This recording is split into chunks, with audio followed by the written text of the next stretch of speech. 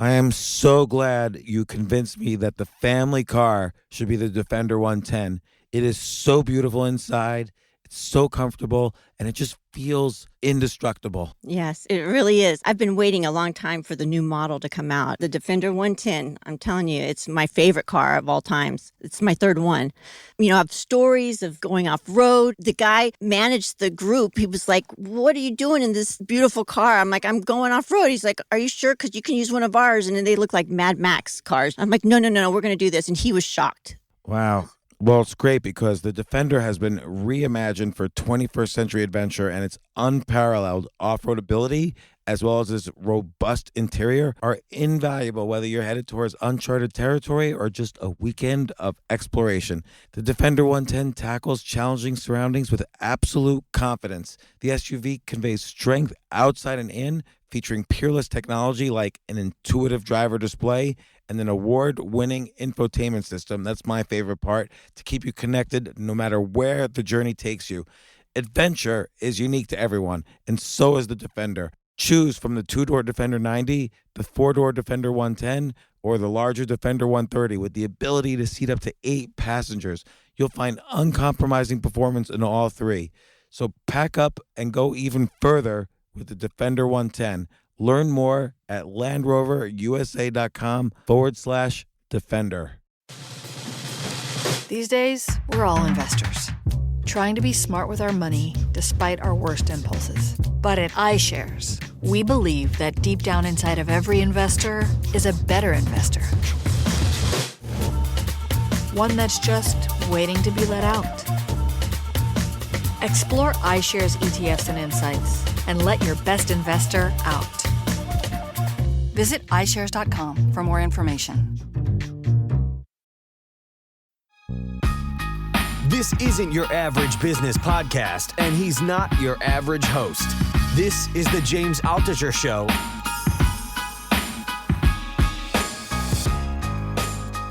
Is it because Elon said he was going to accept Dogecoin?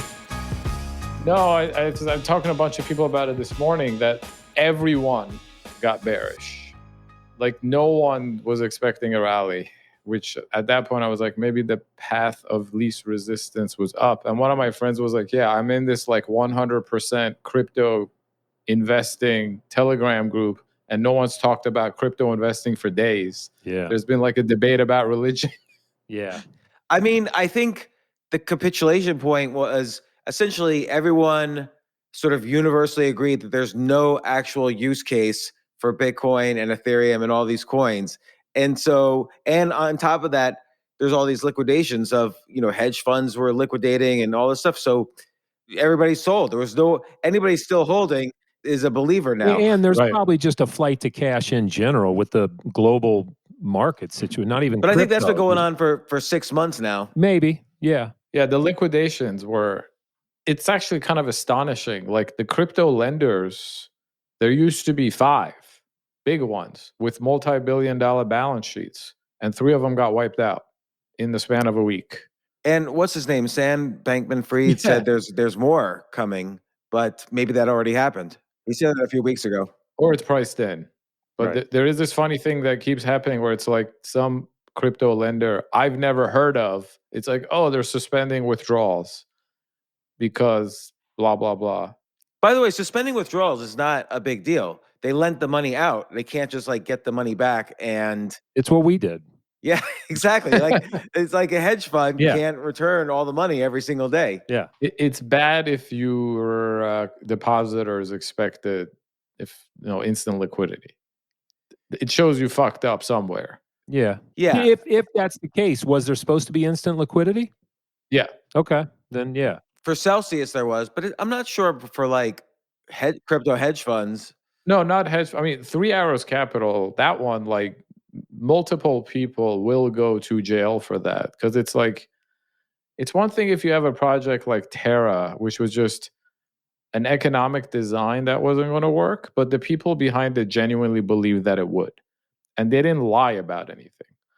It's another thing. Even Celsius, like yes, they invested too much money in too many illiquid stuff. But 3 Arrows Capital was just fraudulent on like 5 different levels. Oh, I didn't know they were fraudulent. Like, Oh, in yeah. what ways are they fraudulent? One, they said that they were only like a proprietary hedge fund that traded their own money. It's come out that they actually raised significant amounts of outside money. Mm. Two, they commingled funds. So they were managing money for some treasuries or something, protocol treasuries, and they used those assets as collateral to take out their own loans, which is kind of like, if you remember what MF Global did when John Corzine blew it up, that they couldn't meet a margin call, so they started dipping into these supposedly segregated customer accounts. By the way, which is fascinating because John Corzine, okay, he was the CEO of Goldman Sachs. Like you can't get a higher pedigree. Like CEO of Goldman Sachs people go on to be secretaries of Treasury, Federal Reserve chairman, whatever.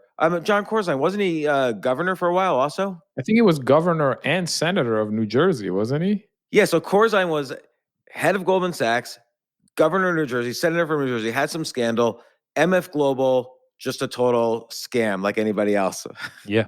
And it was both, I believe at the time, one of the, if not the biggest futures brokerage firm.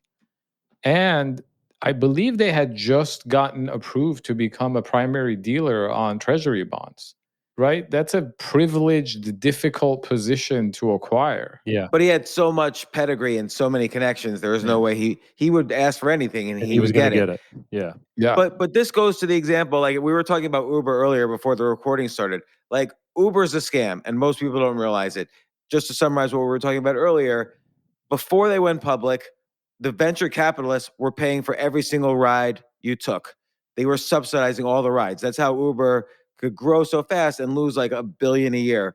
And then the venture capitalists were like, okay, we can't fund this now. It's worth $70 billion at the latest round. We've all made our money. Let's just sell it to the idiots. So they went public, and the public money is the dumb money, essentially. And now the public can't subsidize Uber. Uber either has to charge more for rides, which they can't do, or pay drivers less, which they can't do, or go out of business, which is what will happen. Uber, Lyft, and there's other business models like this. So what isn't a scam? And Dan, you and I have had this conversation all the time. Like, what's not a scam? That's a good question. I mean, Most cryptos are scams. Yeah, but who's taking the other side of Uber though? There's clearly analysts out there and big Okay, but we know funds the and- analyst business Yeah. is a scam. Yeah.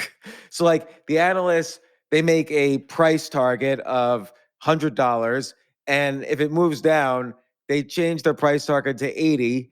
And if it goes down to 60, they say, "Oh, look, we're a genius." And then they call all the hedge fund clients and they say, "Trade through us because we're such smart analysts. Look, we said Uber was going to go below 80 when previously they said it was going to go up to 120." And it's all a scam. The analysts don't know anything. And really the better question, I mean, you're really saying what VC funded companies aren't scams, right? I mean, there's a lot of traditional companies that aren't, but there's so much money that, I mean, and Omid and I have talked about this also, and we have too, James, where not to bring up names, but Omid can speak to this, where he's had personal conversations with VCs that have so much money allocated to crypto investments that when you would bring up something like, hey, why don't you look at more traditional crypto investments or bigger names, whether it be Bitcoin, Ethereum, something, that's not why they're raising so much money. That's not why they're raising $20 billion and charging 2 and 20. So they're going to continue to recycle that money through every new crypto, either, startup or token or whatever, because the money's just going to continue to flow.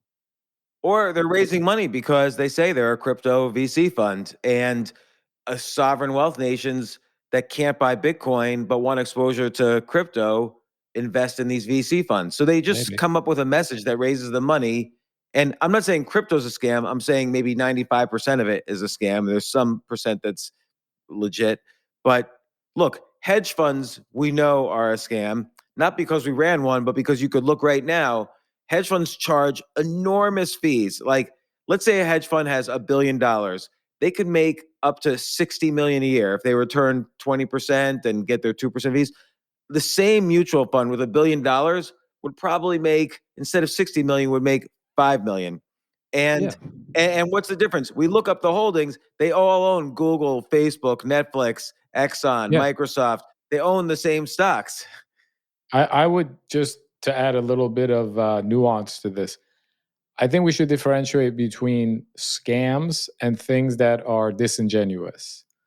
So a scam to me is like an outright fraud Yeah. where someone's literally lying to you and probably doing something that is illegal. And even if not by the letter of the law, then certainly within the spirit of the law.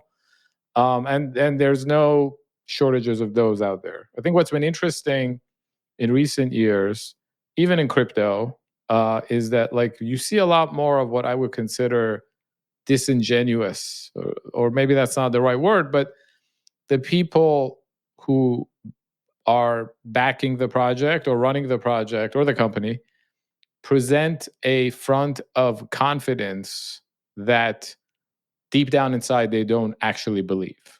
So it doesn't mean they're stealing your money, but I think like I don't see how anybody could be an executive at a company like Uber 10 years after it's failed to turn a profit, burning billions and billions of dollars. And I don't see how, like, in their private conversations, if you were good friends with them and you were like, hey, so and so, like, is Uber ever really going to make money? They have to have some doubt at this point. But then that's not what they can say on the earnings call because the Right. stock would just completely collapse. You are correct in making that distinction, but at the same time, I would say it's pretty gray. I mean, if they know, ultimately that it's not really viable long term. I agree. They're gonna provide a united front. They're gonna have what they deem as a reasonable business model. But deep down, they know investing $100 million at a $10 billion valuation is something that has no viable way of ever reaching that or See, and this is where it is a gray area. Is it a scam or is it disingenuous? Like the VCs who invested at a $10 billion valuation, they invested not because this is a great company, but because they knew they would be able to take it public again to sell it to the stupid money yeah. at a $50 billion Yeah, to valuation. be fair, the VCs, that business model, at least for now, and has been, is very much intact. They know what they're doing. They know they're going to be able to push these to valuation. They know there's going to be money out there, and there's going to be a way to sell this at a higher price to someone else. And even if they don't need to bat 800. They need to bat 200. I mean, we know that model, right? A ton of these will fail, but they know the Ubers and the big ones will take care of it. So that works. But this is, we've talked about this a long time ago also about even the PE firms. We've always looked at those and said, wait a second, like they have no real edge. Who was the Yale endowment guy that called him out? Oh yeah, David Swenson. Yeah. So the most successful college money manager out there, he wrote a book about investing. And he basically said investing in private equity was like, buying the S&P 500, but with leverage, like, buying Yeah. 3 or 4 times the S&P 500 by borrowing money. And with private equity firms, you'll never know how they do because it's private. But when the market does well, they'll have enormous gains because that's when they sell all their BS companies. And when the market doesn't do well, you don't hear from them. So Right. you don't know how they're doing. But Dan, tell your experience. You don't have to say the name of the firm, but like when you were working for a huge private equity firm, several $100 million was huge back then in the 90s. To tell your experience of like how they raised money.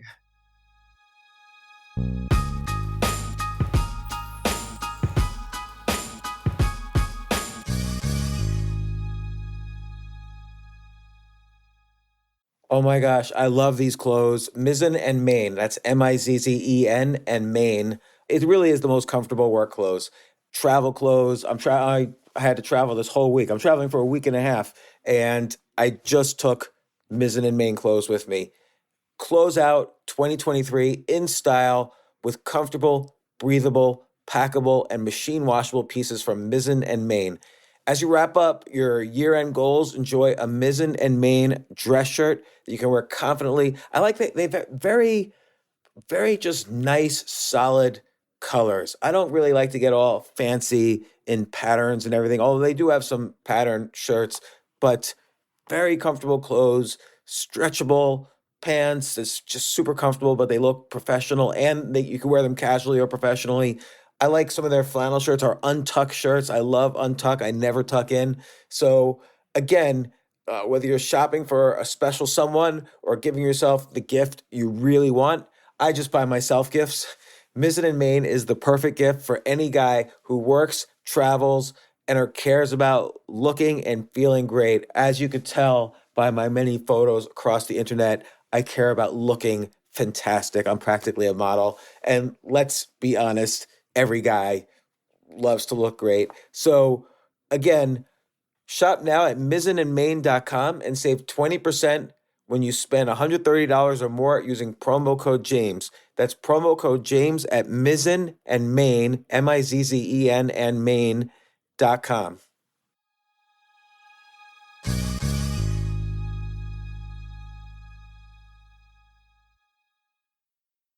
You know what I love about fantasy sports is that even though I'm not going to be a great basketball player or a baseball player or a football player or whatever, I feel like I get to participate and make decisions and use my knowledge of these different leagues or these different sports to compete. So it's like I can pick my team or I can pick my favorite players and I could use my knowledge to make predictions and maybe even make money.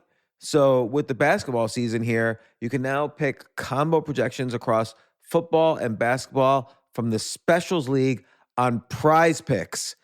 This is a league created specifically for combo projections that include two or more players from different sports or leagues. Want to play alongside some of Prize Picks' favorite players like rapper Meek Mill and comedian Andrew Schultz, who's also been a guest on this podcast, and I've been a guest on his? You can now find community plays under the promos tab of the app to view entries for some of the biggest names in the Prize Picks community each week. Look, Prize Picks even offers a reboot policy so that your entries stay in play even if one of your players gets injured. For football and basketball games, if you have a player who exits the game in the first half and does not return in the second, that player is rebooted. Prize Picks is the only daily fantasy sports platform with an injury insurance policy. What? So I love playing it. I love anywhere where I can use analytical ability with my interests to demonstrate some skill and maybe make some money. And I like the game-like aspect. I do wish they had chess as a category on prizepicks.com, but I'll settle for what they've got. Maybe I should make my own fantasy chess league. But in any case, I love Prize Picks. Go to prizepicks.com/James. Use code James for a first deposit match up to $100. That's the easiest $100 you're ever going to make. So that's prizepicks.com/James and use code James. Daily fantasy sports made easy.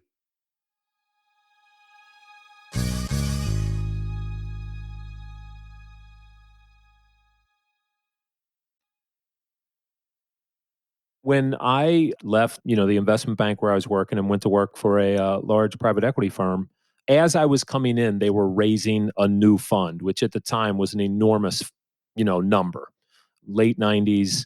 And I remember opening up the pitch book and seeing the memorandum. The number one, the top, right at the top, their best performing portfolio company. They had the IRR right next to it. It was just off the wall, right? It was a huge IRR, huge home run, huge home run. Led the way to them raising the fund. We raised the fund. We closed the new fund. I want to say the new fund was, close to $1 billion, maybe a couple billion. And within months of us closing the new fund, the best investment we made went bankrupt. Literally went bankrupt. And I remember the partners scrambling. What are we going to do? Like we literally sold everyone on our ability and on our return, and the company went bankrupt. So, again, was it, disingenuous? I mean, was there gray area? I mean, and that's, but soon after, no one cared. They just started making new investments and wrote that one down to zero. And that's when I kind of looked at it and I'm like, this, it's the classic situation. They raise money, like you said, they exit when everyone else exits, and then they just go quiet. And here's where it's also a gray area. You would think, like with Madoff, for instance, as an extreme example, you would think the people who invested in the Madoff fund were innocent victims. But the reality is, you ask somebody who invested in a Madoff fund, why did you invest in the Madoff fund? they all thought he was doing something illegal. Yeah. They thought, but it was different than, they didn't think he was a Ponzi scheme. They thought he was He had some edge. front running his customers from the brokerage side of his firm. And so like he knew what they were investing in and he would buy first. So they were willing to participate in a scam that they knew was illegal. So were they complicit in some way? Of course they were. And so I'm just curious, like what business, forget about like finance even, like what business just by itself is not a scam of some sort? I think so. The one thing with finance is there is this element of musical chairs that everybody is either implicitly or explicitly buying into, right? Like VC works. Maybe because the economy grows. Like there are inventions and innovations, and every now and then there's a company that truly is great. Yeah. But what we've been saying about PE and VC, like it's true enough that a lot of what they do works so long as there is a greater fool who's willing to pay a higher price for whatever they're investing in. And we've had multi-year, decade-plus cycles where that generally works. And when we all work together, we used to talk about this, how we would make decisions sometimes where we felt like the long-term interest of our LPs would be represented by either doing or not doing something. However, there was an immediate short-term gain to be had, which our competitors were taking advantage of. And then they would turn around and be like, oh, we've made X% a month. And we would sit there and be like, well, that's not sustainable. That's going to end badly, et cetera, et cetera. But then when the music stopped, it ended badly for everybody. And I think like we couldn't invest in John Paulson's fund, Right. which is he was the biggest winner shorting the housing situation, and he made a lot of money in the financial crisis. We couldn't invest with him because he was losing money every month until Lehman Brothers blew up, and then he made an enormous amount of money. But we couldn't afford to lose a little bit of money every month. Right. Yeah. So going back to the question of what actually creates value, I think like one of the interesting things about the pandemic was it focused all of our attention on the things in the economy that actually really matter that we take for granted, like restaurants and supermarkets and truck drivers and laundromats and on and on. So there is this fascinating interplay between those kinds of businesses. Like restaurants obviously create value, right? Like personally, I love going to restaurants. And by and large, I feel like you get what you pay for. But then there's this fascinating interaction between the financial world and these quote unquote real world businesses. And I still actually do not have a good mental model of what within finance you consider honest, value contributing activity. Well, let me take it into a different area. Sports. Let's take basketball as an example. I'm not saying a basketball team / company is a scam, but there's so much potentially bad behavior happening, like, drafting kids or paying kids in high school or Dan, what do they do in basketball? And I'm just I could pick any sport. It's all the sports, but that's another. I question it every day. I questioned it earlier today. I saw, this is just random, but these teams, and you've seen the salaries of basketball, football, baseball, they just simply never stop. They go up every year at astronomical rates, and so you just have to ask yourself at some point, when does that?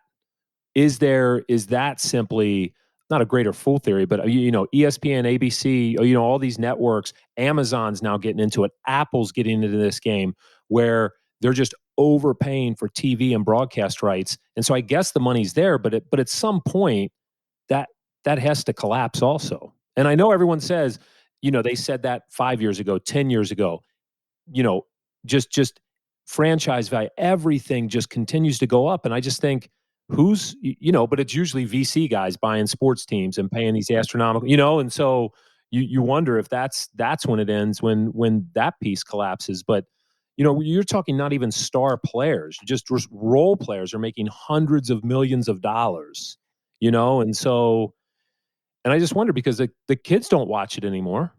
None of my kids watch. No kid has an attention span to watch a sporting event. I mean, they watch clips. That's a good point, actually. Like when we were younger, there was basically, you had no choices for entertainment. You Yeah. either watch a sports game or you watch Laverne and Shirley or something like that. And now there are so many choices. Like people spend hours on TikTok and Facebook and Instagram, on YouTube, and then there's all the streaming services. Who does watch a basketball game? Like, are there people is there TV ratings for these basketball games sure or baseball games or whatever? Playoffs and, regionally, maybe. There is one thing that some live sports has going for it, which is that with the media market becoming increasingly fragmented between Netflix, YouTube, TikTok, etc., events like, say, the Super Bowl or the NBA playoffs are sort of like the last place for advertisers who want to reach a mass market at once. So that, I think there is value in that. Because you have to watch it in real time too. Which is special, right? Yes. Like there's a That's part of me that actually likes that about sports, that I'm watching it at the same exact time that all my friends and family are watching it. And it's not like, I don't know, some hot TV show where it's like, oh, I haven't watched it yet, I'm going to binge watch it when it's over. But the other thing about pro sports that I've always thought fascinating from an economic point of view is there are many things that pro sports gets away with that would be completely illegal in any other industry. Like what? Well, first of all, like most pro sports teams are government subsidized monopolies. Yes. So not only do you have a local monopoly, right? Like the three of us couldn't just be like, we want to start our own basketball team and have it be in New York and be part of the National Basketball Association. The NBA legally can stop that in ways that no other industry could. The whole labor market is completely manipulated and fixed, right? Just think about the idea of a draft. Can you imagine if like any other industry colluded to say that, oh, there are college students graduating and we're going to take every programmer and then we're going to have a draft for software engineers and we're going to like pick them in order, and they're not allowed to independently negotiate with anybody until we tell them which company they're going to work for. And a lot of their salaries are fixed because we determined that the starting salary for an engineer is X. Baseball actually has a specific antitrust exemption in the US, which is also crazy. But all the other sports, like every time I go to a baseball game here in New York, and I'm like, city runs extra trains to get people there. They provide all these extra cops and stuff to provide security. A lot of times they're not paying taxes, or like the government spent $1 billion to help build their stadium. Almost no other industry enjoys those kinds of government protections. Yeah.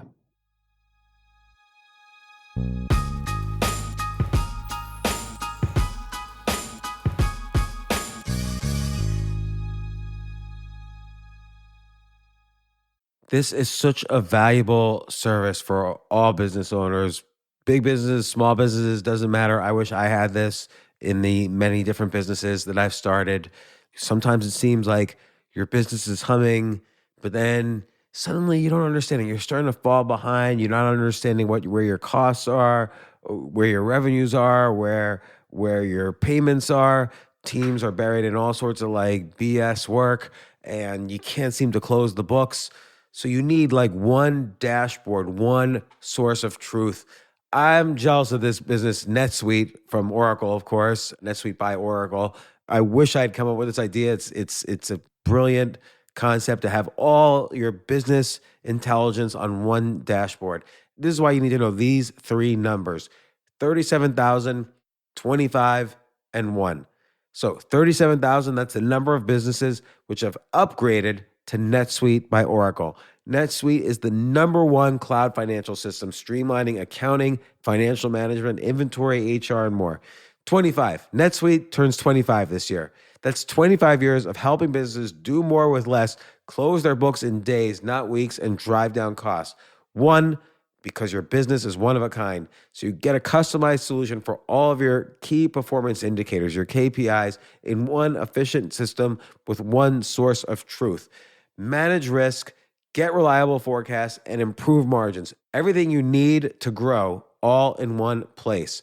So right now, Download NetSuite's popular KPI checklist designed to give you consistently excellent performance absolutely free at netsuite.com/James. That's netsuite.com/James to get your own KPI checklist. netsuite.com/James.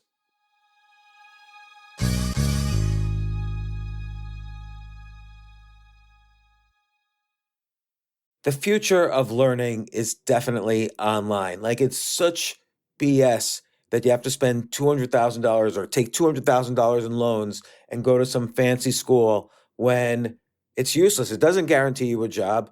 Most employers, including me, do not care about degrees or grades or anything like that. We want to care that you love what you're doing, that you know what you're doing, in some cases that you have experience or that you're willing to learn.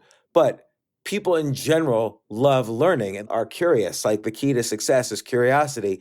And I think masterclass.com is the perfect model for online learning. I'm really happy they're sponsoring this episode. If you're going to give a gift, give the gift of learning. Masterclass makes a meaningful gift this season for you and anyone on your list, because both of you can learn from the best to become your best, from leadership to effective communication to cooking. Let me tell you some of the classes I've taken. I've taken comedy from Steve Martin. I mean, can you believe I can take a class from Steve Martin on comedy, or Judd Apatow, my favorite comedy director? I could take an actual class from him on writing. Wolfgang Puck on cooking. Dan Brown on writing, or Judy Bloom, who's been on this podcast, on writing. By the way, Wolfgang Puck also has been on this podcast. It's such a pleasure. I try to take classes all the time from masterclass.com. And whether you're watching Masterclass on TV or listening in audio mode in the app or on their site, the quality speaks for itself. It's like these Masterclass instructors are your own personal mentors that are going to help you reach the next level. How much would it cost to take one-on-one classes on comedy from Steve Martin or on chess from Gary Kasparov? You just wouldn't be able to do it. But it would cost hundreds of thousands of dollars.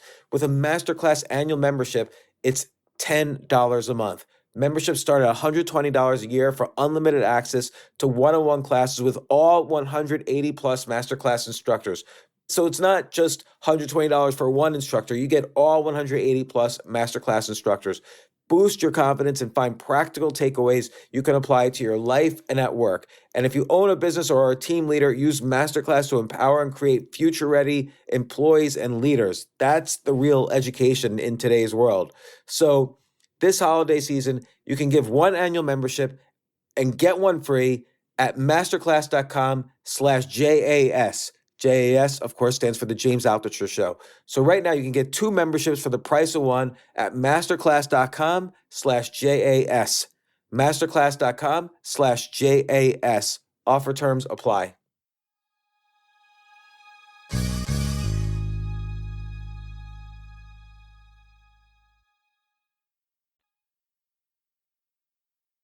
All right, let's take another industry, the music industry. So, do you mean to tell me that it's a coincidence that the top 50 or 100 musicians on the planet, as ranked by Billboard every week, happen to be also amazingly good looking? Like, it just happens to be the case that these people who are like so amazing looking spent 3/4 of their lives practicing the guitar and never thinking about their looks. It just was an afterthought for them. And they all became like, nobody ugly practiced guitar their whole lives. And then, by the way, then there's one company in, I think it's Sweden. There was a book about it called The Hit Factory that produces all the top 10 songs. Like, hey, they have a formula. They know exactly what gets hits. Yeah. And then if your voice is bad, they auto tune it so you sound perfect. It's Milli Vanilli. Exactly. Except that guy, one half of Milli Vanilli, was so ashamed. He killed himself. He killed himself. Yes. And now it's just an everyday thing. Like, Yes. every single band on the planet. Like, for all I know, Paul McCartney lip syncs when he Well, performs. That's now. what's crazy about that industry is Milli Vanilli. I can't remember, Rob Pilatus, maybe one of the halves of Milli, and the other killed himself. And fast forward, not a lot, beyond that, and no one even cares about lip syncing. They all do it. It's not even shameful. 100% now. Yeah. But that just means that that's what the market wants, right? I don't have a problem with anything that you said, is because they're selling entertainment. And like there are probably a lot of unattractive, very talented musicians playing local bars and clubs, or they have a niche following of 10,000 fans or something. I agree. Like it's overstating it to say they're a scam. Maybe another way of stating it is not everything is what they seem. Like when Billboard lists the top 100 musicians, these aren't necessarily the best musicians. When a bookstore or a New York Times bestseller list, we already know the New York Times bestseller list for books doesn't actually rank the top selling books. It's just someone's opinion about what the best books are. Like that was revealed in the past 5 or 10 years or whatever. I'm just trying to think of like what industry.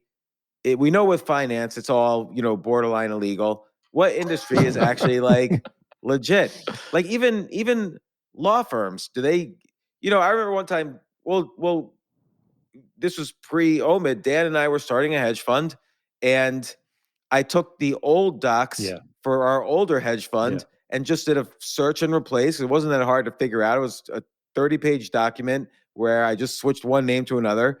And my lawyer found out about it, that I had done that. He called me up and he was yelling at me. This grown man was yelling at me, another grown man. He said, I never have seen anything like this in the industry. How could you do this? And I said, well, I bought the original documents from you for $30,000, like a 20-page document. Why can't I do what I want with it? I own it. Yeah. And he had no response to that because that was like an implicit scam that they were running. Yeah. How about pay to play podcasting, James? Which you are not, but since the new book came out, I hear from all these podcasts that are like, oh, we'd love for you to come on our show, blah, blah, blah. If you just pay us $1,000, we can book you for next week. I didn't even know that existed, but that's totally. Do they have to disclose that they were paid? I don't think they do. I mean, someone actually literally, some promoter sent me like a menu of like, here are these podcasts, and here's like how many downloads they get, and then here's what they charge to be on the show. After this episode, James would like to talk to you offline about that. Yeah, I charge $75,000. Right, but only in Monero. That's right. I've had people offer to pay me to be on the podcast, but there's no need for it. Like I make money from ads, and it's enough to pay for Jay, the audio engineer, who gets paid in Malaysian, shekels or whatever. So it's a throwback to the DJ business, right? Payola, isn't that what they called it? Yeah. Like that's what which was illegal. Was it really? That's interesting. So I wonder. Oh, no. For DJs, it wasn't illegal. Sorry. But for radio shows, it was. For radio music shows, it was illegal. Oh. But isn't that why you've seen like a resurgence and we talk about this all the time when it relates to, another huge scam, obviously, James, we've talked about this forever, colleges, right? And you're seeing more and more people kind of talk about that. But that's why you're seeing like a resurgence of people saying, look, there should be trade schools, or you should go into HVAC, plumbing, electrician, because it's a real skill where you're providing something real that people need, and they'll pay you for it in exchange, as opposed to traditional stuff, lawyer, finance, like we're talking that when you run into a pandemic or something and it's not real, or they can't push that same product, you basically are out of a job. When you see, whereas if there's truly a recession, people still need, if they have a plumbing issue, if their air conditioner goes out, if their roof's leaking, that's real. That's where there is value in exchange for something that, and those are traditional, but we've kind of gone away from that, right? I mean, you never encourage your kids to become a plumber or an electrician, but you're seeing more and more people just because all these other industries have popped up and they just don't seem sustainable over time. Well, I challenge anyone listening to this even to what industry is not, like, other than those. I agree with you, Dan. So plumber, electrician are largely not a scam. Sometimes there's issues where they say, oh, there's extensive, Sure. we have to redo all the pipes, and then you have to kind of like get a second opinion and hope for the best. Sure. But I sort of feel like most industries, like let's take psychologists, or psychiatry. So all this everybody's got medication now, and I'm not passing judgment on that, but it's just, why is it the case that kids seemed healthy 100 years ago and now 90% of kids are on medication?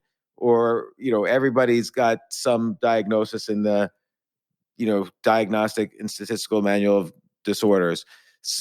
I can't think of any industry really. Maybe, what about teaching? Well, no, that's all related to the education thing. What about like a piano instructor? That's probably not a scam. That's like any skill, whether it be piano, sports, anything, and that's a huge industry now, right? With kids, right? Parents all want their kids to be an excellent, pianist or baseball player or basketball player, and parents nowadays are willing to overpay instructors to make their kids special, right? No, our parents never did that. My parents didn't do that. You just went outside and played and found the best kid in the neighborhood and challenged yourself. Now parents overpay, and this entire industry has popped up. Youth sports, youth, instruments, youth, chess clubs, right? And if some parent whose mom or dad is a VC, James, comes to you and says, "Hey, I'd love, little Johnny or Mary to learn chess from you," you're not going to teach Johnny or Mary how to play chess in a week. You're going to stretch that out over 3-4 years. And the VC mom or dad's going to pay you well for 4 years, right? I mean, you're not really going to be honest there. You're going to say, this takes a long time. This takes a long time. And you're going to have 20 of those kids. And there's entire industries that have popped up over this. So I don't know if that means it's a scam, right? Someone's just has a skill and they're, I guess someone can always come in and undercut you there, but that's in anything. Well, you guys, thanks once again for coming on the podcast, as always. Thank you.